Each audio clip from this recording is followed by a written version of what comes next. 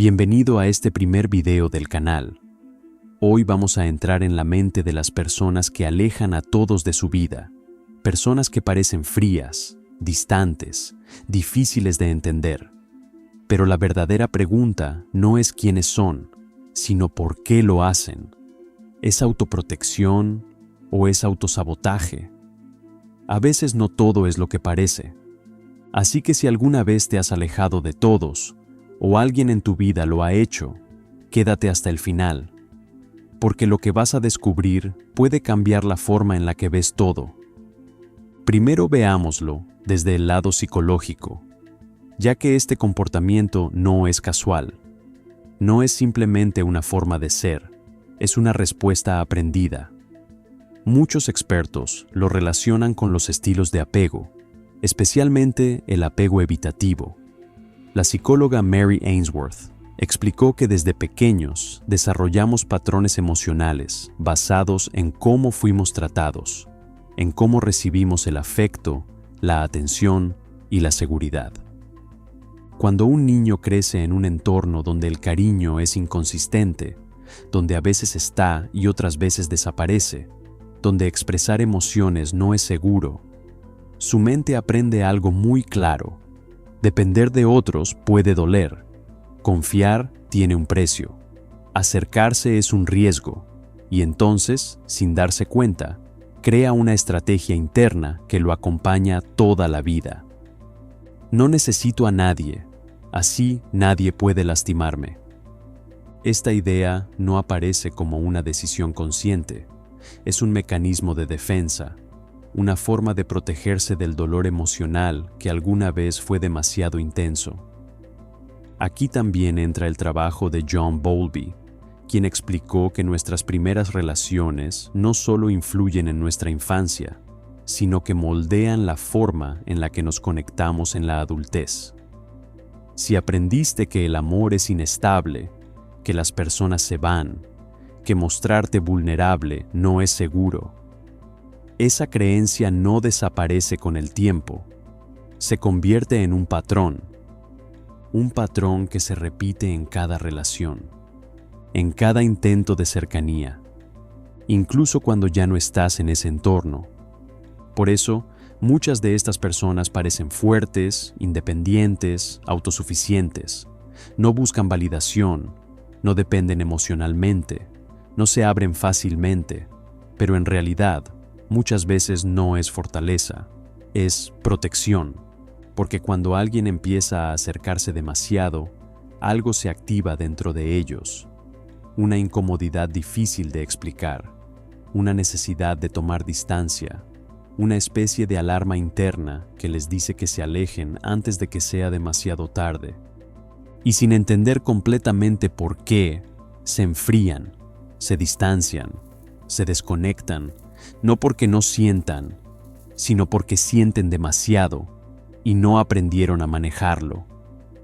El resultado son personas que evitan vínculos profundos, que cortan relaciones sin explicación, que prefieren la soledad antes que el riesgo emocional. Personas que parecen frías desde fuera, pero que por dentro están actuando desde una lógica muy distinta. No están huyendo de las personas. Están huyendo de la posibilidad de volver a sentir lo que una vez las rompió. Ahora, veamos si es protección o autosabotaje. Aquí es donde todo se vuelve más complejo, porque no siempre alejar a las personas nace del desprecio. A veces nace del dolor, a veces nace del cansancio, a veces nace de una parte rota de ti que aprendió a defenderse antes de aprender a sanar.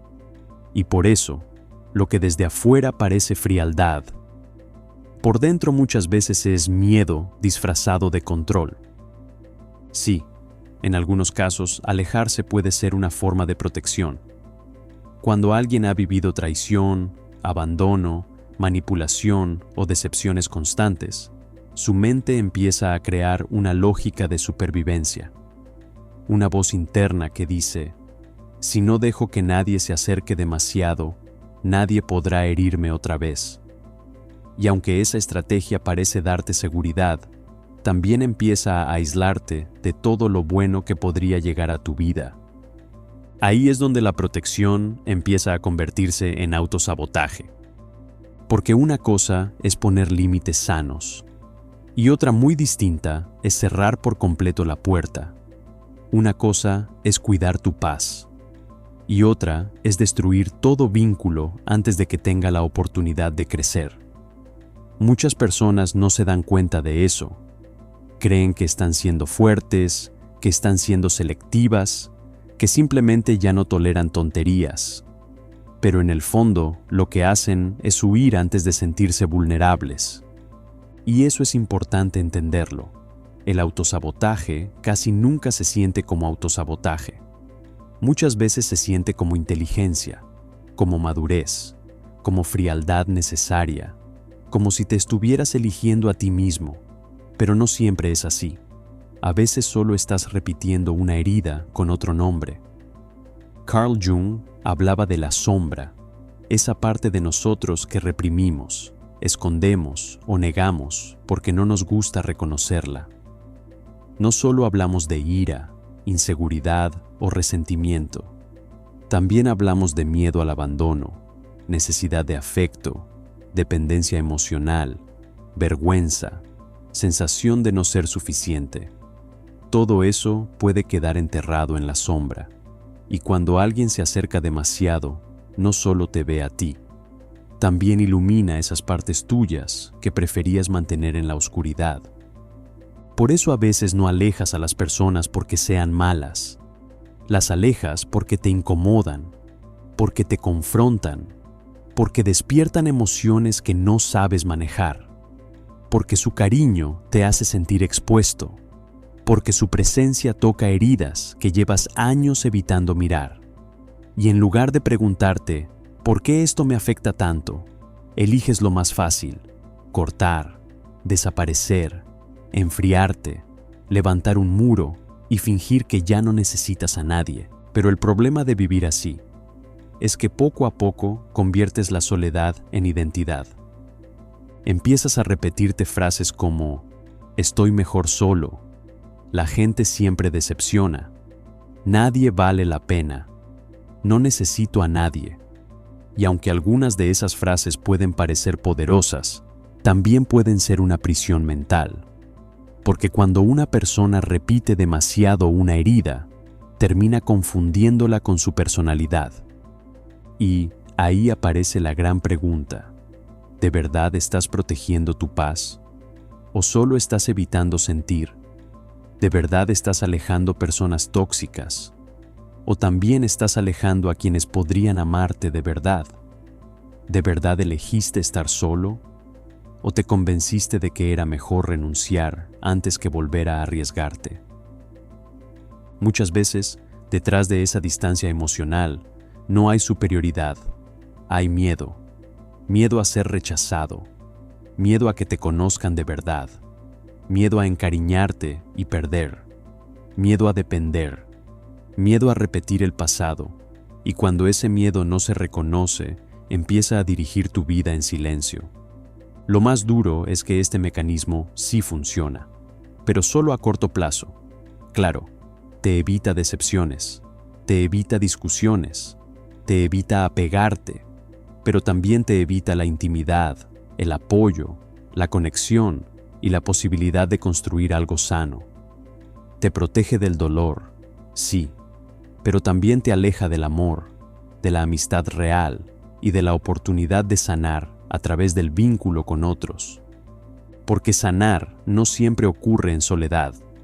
A veces sanar también significa aprender que no todas las personas vienen a romperte, que no todo vínculo termina en abandono, que no todo cariño es una trampa, y que abrirte otra vez no te hace débil, te hace valiente. Entonces, cuando alguien aleja a todos de su vida, no siempre está demostrando fuerza. A veces está mostrando una herida que todavía no sabe nombrar. A veces no está eligiendo libertad, está obedeciendo al dolor. Y mientras no entienda eso, seguirá llamando paz a lo que en realidad es desconexión emocional. Porque sí, A veces estar solo es protección, pero otras veces es la forma más silenciosa de destruirte sin que nadie lo note. Bien, ahora veámoslo desde el punto filosófico. Desde la filosofía, esto no es un tema nuevo, es una pregunta que lleva siglos repitiéndose. ¿Estar solo te hace más fuerte o te rompe por dentro? El filósofo Aristóteles lo dijo de forma directa. El ser humano es un animal social. Y no lo decía como una opinión, lo decía como una realidad de nuestra naturaleza.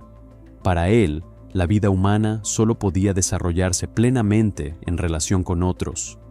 La amistad, la comunidad, el intercambio, no eran extras, eran parte esencial de una vida buena. Por eso lanzó una idea muy fuerte. Quien vive completamente aislado, o es una bestia, o es un dios. Es decir, o estás por debajo de lo humano, o estás por encima de todo, pero nunca en un punto sano, porque el aislamiento total rompe el equilibrio natural del ser humano. Y aquí es donde entra el conflicto con lo que vemos hoy. Muchas personas creen que alejarse de todos es señal de poder, de independencia, de superioridad emocional. Pero desde la filosofía clásica, eso no era fortaleza, era una desviación. Ahora bien, siglos después, aparece alguien como Friedrich Nietzsche. Y aquí es donde la cosa cambia un poco. Nietzsche sí hablaba del aislamiento, pero no como escape, sino como proceso.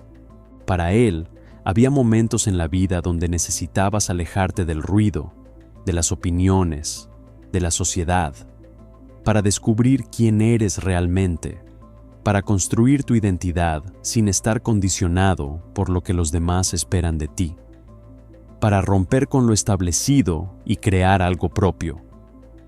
Pero aquí está la clave que muchos ignoran. Nietzsche no hablaba de un aislamiento permanente, hablaba de un aislamiento con propósito. No es huir de las personas, es retirarte temporalmente para transformarte. Es como entrar en una fase de reconstrucción interna, un proceso incómodo, solitario, incluso doloroso, pero necesario para crecer.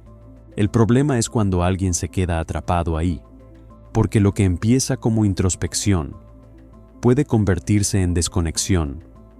Lo que empieza como búsqueda personal puede terminar en aislamiento crónico, y lo que parecía crecimiento termina siendo una excusa elegante para no volver a vincularte con nadie. Y Nietzsche entendía ese peligro, porque incluso él sabía que el ser humano no puede vivir indefinidamente desconectado del mundo, que si te alejas demasiado, pierdes referencia, pierdes contacto, pierdes humanidad, y en lugar de encontrarte, puedes terminar perdiéndote más. Aquí es donde la filosofía se vuelve incómoda, porque no te da una respuesta simple, no te dice, estar solo es bueno, o estar solo es malo. Te dice algo más profundo. Depende de por qué estás solo y cuánto tiempo te quedas ahí. Si te alejas para entenderte, puede ser crecimiento. Si te alejas para evitar, puede ser destrucción. Si usas la soledad como herramienta, te fortalece. Si la conviertes en refugio permanente, te encierra. Y esta es la diferencia que mucha gente no ve. Porque no es lo mismo elegir la soledad que necesitarla para no sentir. No es lo mismo retirarte del mundo que escapar de él. Y al final, la filosofía coincide en algo con la psicología. El problema no es estar solo. El problema es cuando la soledad deja de ser una elección y se convierte en tu única forma de existir. Porque en ese punto ya no estás creciendo, te estás desconectando de la parte más humana de ti. Ahora, que ya vimos el lado psicológico y filosófico, veamos cómo ha cambiado esto en la historia. Antes, el aislamiento no era visto como una señal de desconexión, era un camino, tenía sentido, tenía dirección, tenía propósito. En la antigüedad, quienes se alejaban del mundo no lo hacían por miedo, lo hacían por búsqueda. Los monjes se retiraban para acercarse a lo divino. Los sabios se apartaban para entender la verdad. Los filósofos buscaban el silencio, porque sabían que en el ruido constante es imposible escucharte a ti mismo. Figuras como Siddhartha Gautama abandonaron todo para encontrar respuestas más profundas. Otros, como Diógenes of Sinope, rechazaban la sociedad no por miedo, sino como una crítica radical a sus valores. El aislamiento, en ese contexto, era una herramienta de transformación. No era huir de la vida, era intentar entenderla mejor. Pero había algo importante. Ese aislamiento no siempre era permanente. Era un proceso, un camino, un momento de retiro para luego regresar con una visión más clara. Ahora compáralo con hoy. Hoy el aislamiento muchas veces no tiene propósito, tiene origen emocional. Ya no es me alejo para encontrarme, es me alejo porque estoy cansado, herido o decepcionado. Muchas personas no se aíslan para crecer, se aíslan para no volver a sentir lo mismo. Ansiedad social, miedo al rechazo, relaciones que terminaron mal, traiciones, decepciones constantes.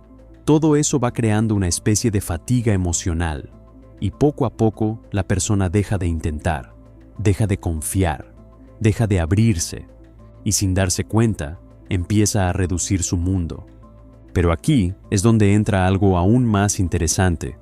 Vivimos en la era más conectada de la historia y al mismo tiempo en una de las más solitarias. Las redes sociales prometen conexión, pero muchas veces entregan comparación. Prometen cercanía, pero generan distancia emocional. Prometen interacción, pero no profundidad. Nunca habíamos tenido tantas formas de hablar con otros, y nunca había sido tan difícil sentirnos realmente comprendidos. Antes, el aislamiento era físico, pero con sentido. Hoy, muchas veces es emocional, incluso estando rodeado de personas. Puedes tener cientos de seguidores y aún así sentir que nadie te conoce. Puedes hablar todos los días y aún así sentirte solo. Puedes estar conectado, pero completamente desconectado por dentro. Y eso cambia todo, porque el aislamiento moderno ya no siempre es visible. No es alguien en una montaña, es alguien en su cuarto con el teléfono en la mano, evitando vínculos reales. Y lo más peligroso es que ahora es más fácil justificarlo. Así soy. No necesito a nadie. La gente siempre falla. Pero muchas veces eso no es identidad. Es acumulación de experiencias no resueltas. La historia nos muestra algo muy claro. Antes, el aislamiento era una decisión consciente con propósito. Hoy, muchas veces es una reacción inconsciente al dolor. Y entender esa diferencia lo cambia todo, porque no es lo mismo retirarte del mundo para encontrarte, que desaparecer de él porque ya no quieres sentir. Antes de irnos, te dejo una pequeña reflexión. Alejar a todos no siempre es fuerza. A veces es defensa, a veces es miedo, y a veces es una forma silenciosa de destruir tus propias oportunidades de conexión. Porque no se trata de necesitar a todo el mundo, pero tampoco de no necesitar a nadie. El equilibrio es lo difícil, saber cuándo alejarte y cuándo dejar que alguien se acerque. Puedes cerrar la puerta para evitar que te lastimen, pero también puedes estar cerrándola a quien sí venía a quedarse. Y con el tiempo, ese hábito se vuelve peligroso. Empiezas a rechazar antes de ser rechazado, a irte antes de que se vayan, a desconectarte antes de sentir. Y lo llamas paz, pero muchas veces es soledad disfrazada. La verdad es incómoda. No todos te van a fallar, no todos te van a herir, y no todos vienen a romperte. Pero si sigues alejando a todos, nunca vas a descubrirlo. Porque al final, el mayor riesgo no es confiar en alguien y equivocarte. El mayor riesgo es no permitirte conectar nunca más. Bueno, hemos llegado al final de este video. Si te gustó, no olvides suscribirte y dejar tu like. Recuerda, estar solo no siempre es libertad.